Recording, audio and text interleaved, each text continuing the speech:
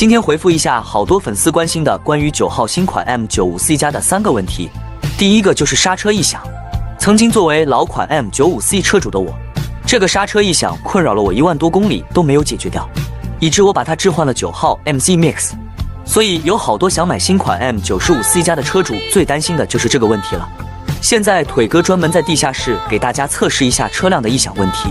目前是下坡双手刹车中。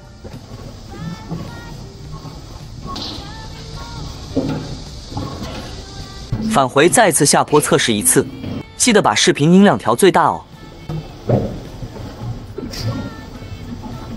依然没有出现刹车异响。现在我们来到地下车库，再次进行刹车是否异响测试。再次提醒大家把视频音量调至最大哦。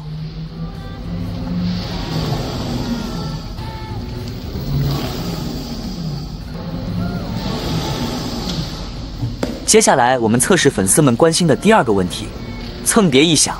大家先听一听正常行驶下的状态，还是要调至最大音量哦。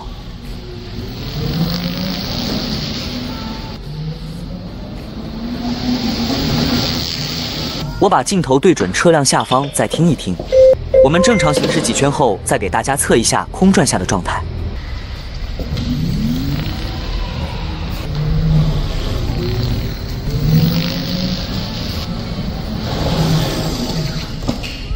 现在大支撑立起来，试一试空转下是否蹭碟。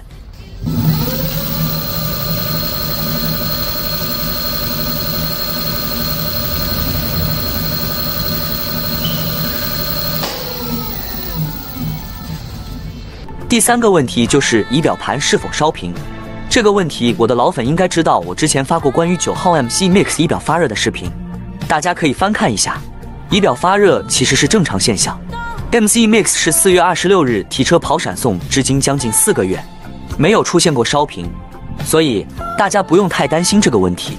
即使真有中奖的车主，质保期也是免费换新的。好了，今天这期视频就分享到这了。看完有什么想说的，评论区一起聊一聊吧。下期见。